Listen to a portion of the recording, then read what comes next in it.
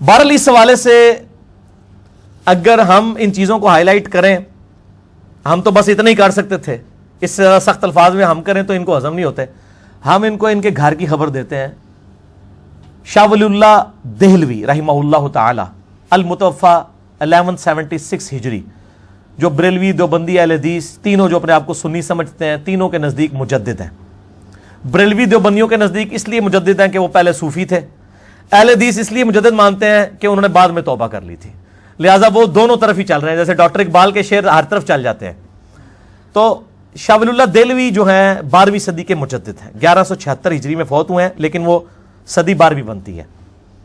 انہوں نے ایک کتاب لکھی عربی میں، حجت اللہ البالغہ، جو عرب و عجم میں اس کے ساتھ کی کوئی کتاب نہیں لکھی گئی، بڑی موٹی کتاب ہے یہ، میں آپ کو اردو ترجمہ اس کا دکھا دیتا ہوں، 1500 کے قریب صفحات ہیں اس کے، یعنی دین کے احکامات میں حکمت کیا ہے وہ ہائی لائٹ کی ہے انہوں نے۔ اور اس میں انہوں نے مقدمے میں واضح لکھ دیا ہے کہ سب کانٹیننٹ میں جدھر میں نے آنکھ کھولی تھی وہ دین اور ہے، کتابوں والا دین اور ہے، مجھے سمجھ نہیں آتی۔ اور پھر وہ کہتے ہیں مجھے خواب میں امام حسین علیہ السلام ملے، انہوں نے مجھے ایک قلم دیا، اس سے میں نے یہ تعبیر کی کہ میں جو کچھ سمجھتا ہوں حق وہ میں لکھوں، تو میں نے یہ کتاب لکھی ہے۔ لہٰذا انہوں نے اپنی ساری قبر پرستی والی تعلیمات سے توبہ کر لی یہ کتاب لکھ کے۔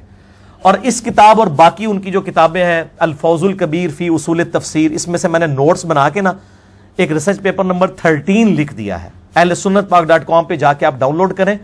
یہ ساری چیزیں جو میں آپ کو دکھا رہا ہوں یہ آلریڈی مینیجیبل فارم میں، اس سے بھی زیادہ وہاں پہ موجود ہے، مفت ڈاؤن لوڈ کریں۔ ریسرچ پیپر نمبر 13 اور میرا مسئلہ نمبر بھی 113 ہے شاہ ولی اللہ پہ۔ تو یہ حجت اللہ البالغہ میں ائمہ اربعہ، چاروں اماموں کی نسبت سے یہاں بھی حق 4 یار میں 4 والے پیش کرتا ہوں، ڈیٹیل میں نہیں جاؤں گا، صرف دکھا کے سرسی طور پہ یہ ان کو دکھائیں۔ الفیصل والوں نے چھاپی ہے یہ لاہور سے، حجت اللہ البالغہ، یہ میں نے گھر نہیں بنائی میرے بھائی، ٹھیک ہے۔ حجت اللہ البالغہ کے دونوں حصے، یہ وہ کتاب ہے جس کے نوٹ صرف ہمارے مدرسوں میں پڑھائے جاتے ہیں، کاش پوری پڑھا دیں نا تو ساری فرقہ واریت ختم ہو جائے۔ پہلا ریفرنس دکھائیں جی ان کو، 418 نمبر صفحہ، حصہ اول، یہ میں نے انڈر لائن کیا ہوا ہے، یہ ایچ ڈی کیمرے میں دکھا دیں، باقی جس نے یہ پڑھنا ہے نا ڈیٹیل سے تو research paper number 13 download کر لے یا حجت اللہ البالغہ خرید لے، ٹھیک ہے جی۔ حصہ اول میں 418 پیج ہے الفیصل والوں کا۔ انہوں نے لکھا ہے کہ قرآنہ تقلید یعنی اندھی تقلید تعریف دین کے عظیم ترین اسباب میں سے ایک ہے۔ وہ کہتے ہیں امت میں جو دین کا بگاڑ ہے نا، اس کا سب سے بڑا سبب اماموں کی اندھی تقلید ہے۔ من جملہ اسباب تعریف کے غیر معصوم ہستی کی تقلید کرنا ہے۔ غیر معصوم سے مراد میری ایک ایسا شخص ہے جو نبی نہ ہو، جس کی عصمت ثابت ہو چکی ہے، یعنی نبی جو ہوتا ہے اس کی تو عصمت ثابت ہے۔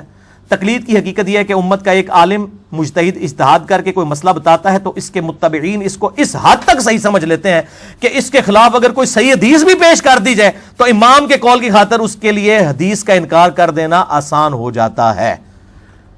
یہی کچھ ہی ہو رہا ہے۔ وہ کہتے ہیں ایسے مقلد کا فرض ہے کہ وہ ہمیشہ اس بات کے لیے تیار رہے کہ اگر کسی مسئلے میں اپنے امام کے قول کے خلاف کوئی بات مل جائے تو فوراً رجوع کرے۔ پھر انہوں نے عدی بن حاتم والا واقعہ لکھا ہے کہ وہ یہود و نصارہ کے علماء والا کردار نہ آپ ادا کریں کہ کتاب و سنت کی تعلیمات کے مقابلے پہ اپنے علماء کے پیچھے پڑ جائیں۔ وہ سورہ توبہ کی آیت نمبر 31، اتخذوا احبارهم ورهبانهم اربابا من دون اللہ، یہود و نصارہ نے اپنے علماء اور جوگیوں اور بزرگوں کو رب مان لیا تھا اللہ کو چھوڑ کے۔ مسئلہ نمبر 71A، بزرگوں کی اندھا دھن پیروی کا انجام اور اس کا علاج، اس میں نے وہ ساری آیات ڈسکس کی، آج میں سکپ کرتا ہوں۔ دوسرا ریفرنس بھی اسی سے ہے اور پیج نمبر ہے اس کا 512، جس میں انہوں نے ائمہ اربعہ کے اقوال لکھے ہیں۔ دیکھیں ہم اندھی تقلید کا رد یا تو کتاب و سنت سے کر سکتے تھے یا ہم اماموں سے خود ہی رد کر دیں کہ امام اگر خود ہی کہہ دیں کہ ہماری تقلید نہ کرو، اب اور کیا دلیل کسی کے سامنے پیش کریں؟ اس سے بڑی تو کوئی چیز نہیں نہ ہو سکتی۔ حضرت عیسیٰ علیہ السلام دنیا میں آگے خود کہہ دیں کہ یار میری عبادت نہ کرو تو عیسائیوں کے پاس کوئی ایکسکیوز رہ جائے گا؟ تو یہ چاروں ائمہ کے اقوال لیے شاہ ولی اللہ دہلوی نے، امام حنیفہ، امام مالک، امام شافعی، امام احمد بن حنبل رحمہم اللہ اجمعین۔ امام حنیفہ فرماتے ہیں جس کو میرے قول کی دلیل معلوم نہ ہو وہ میرا کلام سن کر کوئی فتویٰ نہ دے۔ اندازہ کریں، میرا کوئی قول قرآن و سنت کے خلاف ہو اسے دیوار پہ مار دو۔ امام مالک کا قول نقل کرتے ہیں سوائے رسول اللہ صلی اللہ علیہ وسلم کے کوئی ایسا شخص نہیں جس کی بعض باتیں مقبول اور بعض مردود نہ ہو۔ وہ کہتے ہیں کہ صرف نبی علیہ السلام کی ہر بات مقبول ہے، باقی ہر شخص سے اختلاف ہو سکتا ہے، بلکہ یہ تواتر سے نقل ہوا ہے کہ وہ قبر رسول کی طرف اشارہ کر کے کہتے تھے اس صاحب قبر صلی اللہ علیہ وآلہ وسلم کے علاوہ ہر شخص سے اختلاف رائے ہو سکتا ہے. پھر امام شافعی کا قول ہے جو کوئی صحیح حدیث تمہیں مل جائے بس میرا وہی مذہب ہے اسی کو اختیار کرو, میرے فتوے کو چھوڑو, نبی علیہ السلام کی حدیث کو دیکھو. امام بن حنبل کا قول, وہ کہتے ہیں اللہ اور اس کے رسول کے مقابلے پر میرے کلام کی کوئی وقت نہیں ہے. ایک شخص نے امام سے کہا تو انہوں نے فرمایا میری تقلید مت کرو, نہ ہی امام مالک کی کرو, نہ ہی امام اوزائی کی, نہ ہی امام نقی کی تقلید کرو.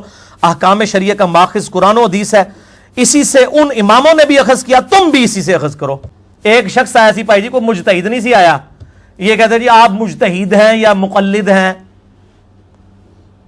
بھائی بیسک تو ہر چیز اجماع امت سے ثابت ہے, کسی کی تقلید کی ضرورت نہیں ہے. کتاب و سنت میں فاضل چند ایک مسئلے ہیں, اور وہ بھی میں نے بتایا وہ چند ایک مسئلے بھی آج کے دور میں تو ہمارے پاس تو وہ مسئلے ہیں کہ جو ہمارے بزرگوں نے لکھے نہیں. ہمارا مسئلہ تو ویڈیو کیمرے کا مسئلہ ہے. امام حنیفہ, امام شافعی, امام احمد بن حنبل, امام مالک رحمہ اللہ اجمعین نے کہاں لکھا ہے یہ مسئلہ؟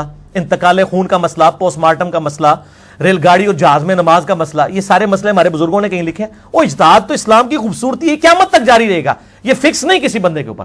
اور آپ دیکھ لیں امام بھی آپ کو پتہ ہے 4 ہیں. امام احمد بن حنبل کے اماموں کے نام لے رہے ہیں, امام اوزائی, امام نخعی, حالانکہ یہ ائمہ 4 میں تو نہیں آتے, یہ ان کے استاد ہیں. تو امام 4 نہیں ہیں, ہزاروں امام ہیں, سینکڑوں میں امام ہیں. حدیث کے بھی آپ دیکھ لیں, امام بخاری, امام مسلم, ابو داؤد, ترمذی, نسائی, ابن ماجہ, یہ بھی تو امام ہیں الحمدللہ. اچھا جی, تیسرا ریفرنس حجت اللہ البالغہ سے 484 پیج ہے. اس میں جو میں اکثر بیان کرتا بھی رہوں, اسرات خیر من النوم والا میرا کلپ بڑا وائرل ہوا ہے, جس میں نے بتایا کہ فقہ حنفی میں خرابیاں کیوں آئیں, اس کی ٹیکنیکل ریزن شاہ ولی اللہ نے ہائی لائٹ کی ہے, اور وہ یہ ہے, وہ پیج 484. امام شافعی کا کارنامہ ہے کہ انہوں نے اہل مدینہ اور اہل کوفہ کی غلطیاں ہائی لائٹ کی ہیں. اہل مدینہ فقہ کی ٹرم میں کہتے ہیں مالکیوں کو, اور اہل کوفہ کہتے ہیں حنفیوں کو, اہل الرائے بھی کہتے ہیں ان کو. امام شافعی نے یہ چیز محسوس کی. اب دیکھیں شاہ ولی اللہ کیا لکھتے ہیں. امام شافعی اس وقت پیدا ہوئے جبکہ یہ دونوں مذہب یعنی مالکی اور حنفی ظہور میں آ چکے تھے, اصول اور فروع کو ترتیب دی جا چکی تھی. جب انہوں نے ان مذاہب پر ناقدانہ نظر ڈالی تو ان کو بہت سی خامیاں نظر آئیں, جن کا انہوں نے کتاب الام کے اندر ذکر بھی کر دیا. من جملہ ان کے یہ کہ ان مذاہب کے علماء مرسل اور منقطع روایت سے بھی استدلال کرنا جائز سمجھتے تھے, تابعی کے اقوال سے بھی. حالانکہ امام مسلم نے بھی مقدمے میں لکھا ہے کہ تابعی کی مرسل کوئی شے نہیں ہے جب تک وہ صحابی کا نام نہ مینشن کرے. اس سے بڑا خلل پیدا ہوتا تھا, کیونکہ جب حدیث کے طریق مختلف کو یکجا کر کے دیکھا جاتا تو بہت سے مرسل ایسے تھے جن کی کوئی اصل نہیں تھی, بہت سے ایسے مرسل تھے جن کا مفہوم صحیح حدیث کے خلاف تھا. اس لیے امام شافعی نے اصول مقرر کیا کہ مرسل کو سند نہ مانا جائے, صرف نبی علیہ السلام کی احادیث اور صحابہ کے جو اقوال ہیں اس سے اخذ کیا جائے. یہ کہتے ہیں نا اتنے بڑے بڑے اماموں کو غلطیاں کیسے لگیں, وہ بڑے امام نے پہلے ہی بتا دی. امام شافعی نے کہ اہل مدینہ یعنی مالکی اور اہل کوفہ یعنی حنفیوں کو غلطی کس بات پہ لگی ہے, یعنی پری میچور انہوں نے فقہ بنا لی حدیثوں کو دیکھے بغیر. تابعی اور تابعین میں تو کتنے کتنے کذاب ہیں. حجاج بن یوسف تابعی نہیں ہے, یزید تابعی نہیں ہے, خوارج سارے تابعی نہیں ہے, جھوٹی حدیثیں گڑھنے والے اکثر تابعین نہیں ہے کیا؟ صحابہ کی صحبت تو کی ہوئی ہے انہوں نے, قانونی طور پہ تو تابعی ہے نا. آپ ویسے ان کو جو کذاب کہہ لیں, قانونی تو تابعی ہے نا, وہ انہوں نے روایتیں گھڑی ہیں. امام مسلم کا مقدمہ میں نے پورا پڑھایا, مسئلہ نمبر 36 میں ضعیف الاسناد اور من گھڑت احادیث کے فتنے کا تحقیقی جائزہ, جس میں نے ثابت کیا ہے کہ تابعین کے دور میں ساری جھوٹی روایتیں. ابان ابن ابی عیاش تابعی تھا, المتوفى 146 ہجری, جس نے یہ جھوٹ گڑا کہ حضرت عمر رضی اللہ تعالیٰ عنہ علیہ السلام نے حضرت فاطمہ کو جو ہے وہ شہید کیا ان پہ دروازہ پھینک کے, جو آج رافضی لیے پھرتے ہیں. جھوٹی روایت, یہ تابعی نہیں گڑی ہوئی ہے. جابر جو الجوفی ہے, امام مسلم نے ان کے بارے میں لکھا ہے کذاب تھا. امام حنیفہ کہتے ہیں میں نے جابر جوفی سے بڑا کذاب نہیں روایت پہ کوئی دیکھا, اور عطا بن ابی رباح سے زیادہ نیک شخص دنیا میں کوئی نہیں دیکھا. اور دونوں امام حنیفہ کے استاد ہیں, ایک کذاب ہے اور ایک بہت بڑا وقت کا امام ہے. ٹھیک ہوگا جی. اچھا جی, چوتھا ریفرنس بخاری اور مسلم دونوں میں جو ان کتابوں کی اہمیت ہے اس کے حوالے سے کہ ان کتابوں میں اور باقی کتابوں میں کیا فرق ہے, شاہ ولی اللہ دہلوی نے 451 نمبر پیج ہے, یہ ان کو دکھائیں جی. چوتھا ریفرنس 451 نمبر پیج. انہوں نے بتایا کہ اہل سنت کی مین کتابیں کون سی ہیں, بخاری, مسلم, ابو داؤد, ترمذی, نسائی, ابن ماجہ, الموطا امام مالک, مسند امام احمد. ٹھیک ہے، 8 کتابیں ہیں مین سنیوں کی، اور اس میں انہوں نے کیا الفاظ لکھے ہیں جو ہم بھی رونا روتے ہیں، کہتے ہیں ہر ٹائم بخاری لائی رکھتا ہے. سنیں شاہ ولی اللہ لکھتے ہیں صحیحین کے متعلق محدثین کا اتفاق ہے کہ جتنی متصل الاسناد مرفوع حدیث ان میں موجود ہیں وہ سب قطعی الصحت ہیں، بلا شبہ صحیح ہیں. صحیح بخاری اور صحیح مسلم دونوں کتب ان کے مصنفین تک تواتر کے ساتھ ثابت ہیں، کسی کو بھی اس میں اختلاف نہیں. اور علماء کا کہنا ہے کہ جو کوئی بھی بخاری اور مسلم کو حکارت کی نظر سے دیکھے، یہ حکارت ہی کر رہے ہوتے ہیں جب ہم بخاری مسلم سے نماز کا طریقہ دکھاتے ہیں، او چھوڑو جی کتابوں نے چھوڑو، وہ کہتے ہیں شاہ ولی اللہ کہتے ہیں وہ اہل بدعت ہے، اس کا راستہ جو اس نے اختیار کیا وہ مسلمانوں کا راستہ نہیں ہے جو بخاری مسلم سے بغض رکھتا ہے. سچی بات تو یہ ہے کہ بخاری اور مسلم کا جب تم موازنہ ابن ابی شیبہ یا طحاوی کی مانی الآثار کے ساتھ یا مسند خوارزمی کے ساتھ کرواؤ تو تم پہ یہ حقیقت کھل جائے گی اور تمہیں صاف نظر آئے گا کہ ان دونوں میں بعد المشرکین ہے. وہ کہتے ہیں بخاری مسلم اور باقی کتابوں کو کمپیئر کرو نا، اور یہ طحاوی سے ساری چیزیں لے کے آ رہے ہوتے ہیں اور کہتے ہیں مصنف ابن ابی شیبہ میں آدھی فقہ حنفی ثابت ہے، وہ تو ساری ضعیف روایتیں ہیں. شاہ ولی اللہ کہتے ہیں مصنف ابن ابی شیبہ کی جو ضعیف روایتیں ہیں ان کو بخاری مسلم سے کمپیئر کرو، بعد المشرکین ہے. وہ بات ادھر کی ہو رہی ہے، مشرق دی گالے مغرب دی. اسی طرح کہتے ہیں کہ مستدرک للحاکم جو امام حاکم نے تصنیف کی ہے، اور انہوں نے اپنے ذوق میں یہ سمجھا کہ انہوں نے بخاری مسلم کی شرط پہ صحیح روایتیں جمع کی ہیں.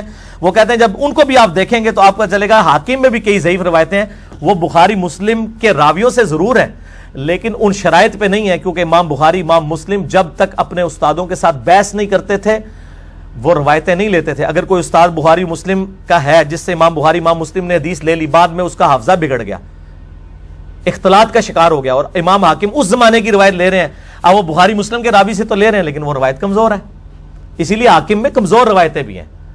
یہ جو روایت ہے کمزور ہی ہے نا کہ نبی علیہ السلام کے لیے کائنات پیدا کی گئی، میرا یہ وہ کلپ بھی ہے، وہ حاکم سے لی ہوئی ہے نا، انہوں نے حضرت آدم کی توبہ جو ہے وہ نبی علیہ السلام کے وسیلے سے قبول ہوئی، حاکم سے روایت لی ہوئی ہے نا. وہ قرآن میں مطلب 7 دفعہ قصہ آدم اور ابلیس آیا، کہیں یہ واقعہ نہیں آیا، اتنا بڑا واقعہ تھا. تو آپ یوٹیوب پہ لکھیں کائنات نبی صلی اللہ علیہ وآلہ وسلم کے لیے بنائی گی، کیا کائنات نبی صلی اللہ علیہ وآلہ وسلم کے لیے بنائے گی، تو میرا کلپ کھل جائے گا. تو یہ 4 ریفرنسز میں نے دے دیے. امام رضا بریلوی صاحب نے فتاوی رضویہ کے اندر باقاعدہ فتویٰ لکھا ہے کہ مدینہ حرم ہے. بخاری اور مسلم میں 50 حدیثیں مدینے کے حرم ہونے پہ، لیکن امام حنیفہ رحمہ اللہ مدینے کو حرم نہیں مانتے تھے. تو امام رضا بریلوی صاحب نے کہا میں ہے حنفی ہوں لیکن میں امام حنیفہ کا یہ فتویٰ نہیں مانتا.